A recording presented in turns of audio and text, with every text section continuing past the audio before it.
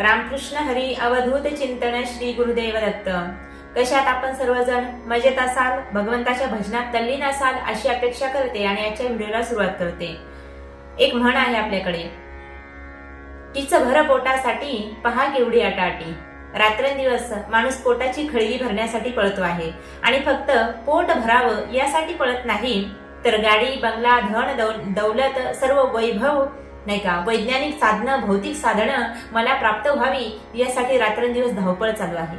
प्रत्येकाची धावपळ सुरू आहे, पण प्रत्येकाला धन हे कमी जास्त प्रमाणात प्राप्त होत असतं नाही का। ज्याच्या संचितामध्ये जेवढं लिहिलेलं असतं तेवढंच प्राप्त होत असतं।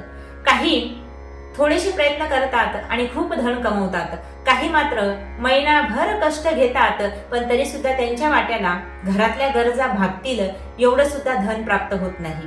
मग ज्यांच्याकडे धनाची कमतरता आहे, खूप कष्ट करूनही पैसा घरामध्ये येत नाही किंवा आलेला पैसा टिकत नाही, त्यासाठी आजचा उपाय खूप अगदी महत्वाचा आहे, जो मी आपल्याला आजच्या व्हिडिओमध्ये सांगणार आहे। कष्ट खूप आहेत, सातत्याने प्रयत्न आहेत, प्रामाणिक पद्धतीने आपण प्रयत्न करत आहोत, तरी सुद्धा आपल्याला मनासारखं यश मिळत नसेल, धन आपल्या पदरात पडत नसेल, तर आपल्याला कोणत्याही बुधवारी किंवा एकादशीला हा उपाय करायचा आहे। आता बुधवारीच हा उपाय काय करायचा, तर बुध हा ग्रह जो आहे तर तो कशाचा कारक आहे, तर आपल्या बुद्धिमत्तेचा कारक आहे। जेव्हा तुमचे विचार प्रगल्भ होतील नाही का, बुद्धिमत्ता जी क्षमता आहे, बौद्धिक क्षमता आहे, ती जेव्हा वाढेल त्यावेळी माणूस चांगल्या पद्धतीचं धन कमवू शकतो।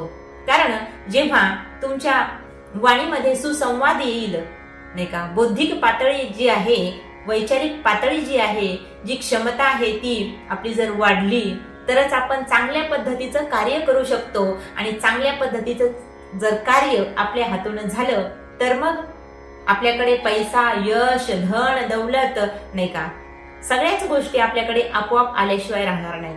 म्हणून बुधवारी हा उपाय आपल्याला करायचा आहे।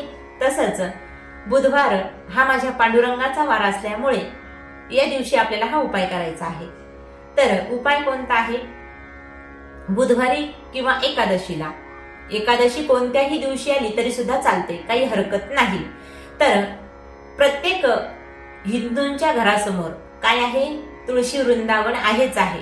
तर बुधवारी आपल्याला हा उपाय करायचा, तर तो कोणता, सगळ्यांच्या घरासमोर तुळशी वृंदावन असलं तरी सुद्धा आपल्याला आणखी एक तुळशीचं रोप बुधवारी किंवा एकादशीला आपल्या घरासमोर लावायचं आहे। नवीन कुंडी आणायची, माती जुनी असेल तरी सुद्धा चालेल।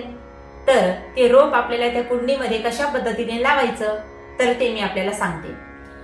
11 कॉईन घ्यायचे आहेत, 1-1 रुपयाची 11 कॉईन, तुमच्याकडे नसतील तर 5 घ्या, हरकत नाही। आणि त्याबरोबरच आपल्याला एक सुपारी लागेल, जी लाल सुपारी असते, पूजेमध्ये जिचा आपण वापर करतो ही सुपारी घ्यायची आहे।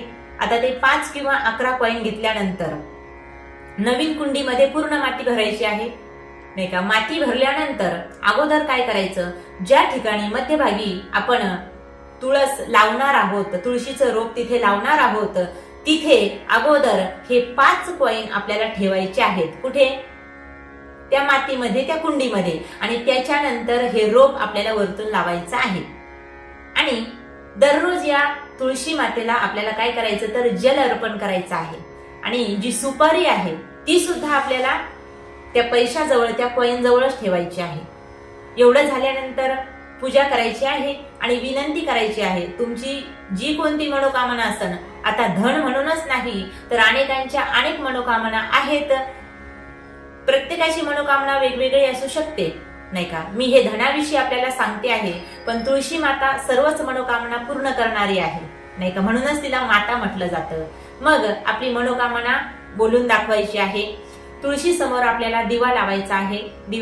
दिवा जो आहे तो तुपाचा लावला तर अतिशय उत्तम, नसेल तर साधा दिवा लावा, अगरबत्ती लावायची आहे आणि तुमची मनोकामना बोलून दाखवायची आहे।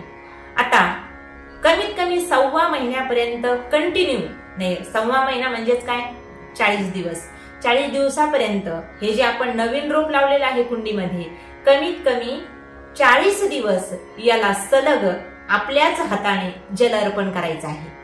आणि दिवा लावायचा आहे. साध्या तेलाचा दिवा लावला तरी सुद्धा चालेल आणि नमस्कार करायचा आहे.